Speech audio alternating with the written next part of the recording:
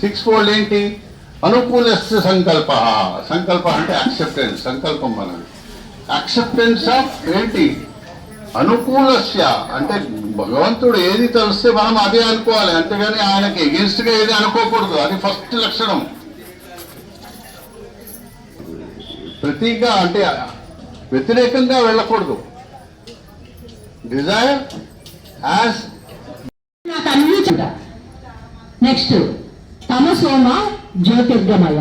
తమస్ అంటే మనం అంటే చీకటి అంటే ఇప్పుడు చూడండి, మనకి కరెంటు పోతే ఏం చేస్తాం ఫస్ట్ చెప్పండి.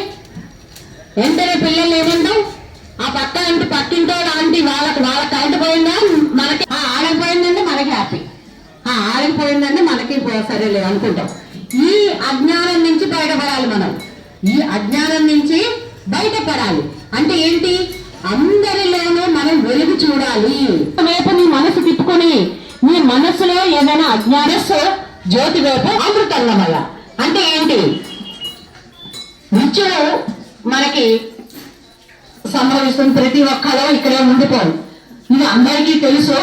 కానీ కూడా మనం ఎప్పుడు కూడా ఇక్కడే ఉంటామని మనం భయపడిపోతాం. ఏదైనా ఒక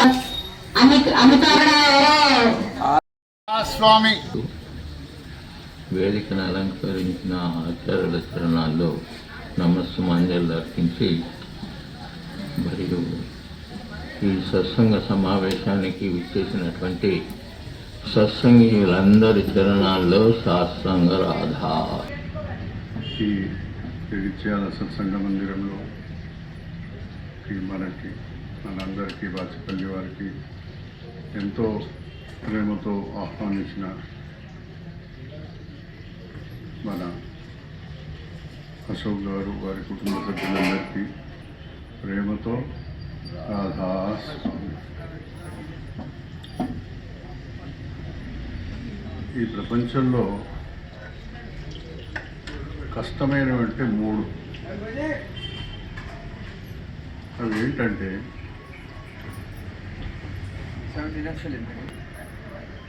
మన ఆధ్యాత్మిక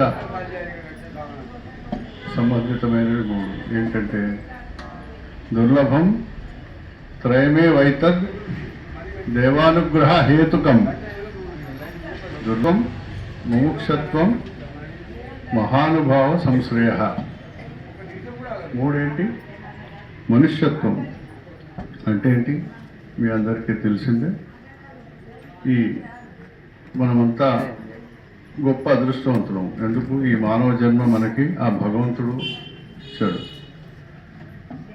మరి దీన్ని ఏ విధంగా మనము యూజ్ చేసుకుంటాము, ఏ విధంగా దీన్ని మనం తీసుకెళ్తాము అనేది మన. ఈరోజు రాధాస్వామి పంతులోని ఫకీర్ చంద్ మహారాజ్ గారి 129వ అవతరణ దినోత్సవం పురస్కరించుకొని ఇక్కడికి వేంచేసి వాజ్పేయి ఆశ్రమం నుండి వచ్చిన పీఠాధిపతులు శ్రీ కృష్ణయ్య మహారాజు గారు, శ్రీ గంగాధర్ మహారాజు గారు, జయశ్రీ మాతాజీ గారు మరియు ఇతర సత్సంగీయులు మరియు లోకల్ నుండి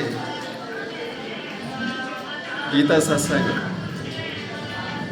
ముఖ్య కార్యనిర్వహణాధికారి శ్రీ జిడ్గరావు గారు మరియు ఇతరులు వచ్చినందుకు సంతోషిస్తూ రాధాస్వామి పంతులోని అనేక అంశాలపై వారు వివరంగా మాట్లాడడం జరిగింది. ప్రతి ఏటా సంవత్సరానికి ఒకరోజు వారి అవతరణ దినోత్సవం సందర్భంగా మేము హారతి మరియు సత్సంగంలో ప్రవచనాలు వినిపించి తదుపరి మహాప్రసాదంగా భోజనాన్ని సమర్పించడం జరుగుతున్నది. ఇట్టి దానికి విశేషించి ఈ లోకల్గా కూడాను చాలామంది దాదాపుగా 500-600 మంది ప్రజలు వచ్చి ఈ కార్యక్రమాన్ని విజయవంతం చేసినందుకు దీనికి తోటు రామచంద్రన్ గారు కూడా ఇతోధికంగా కృషి చేసినందుకు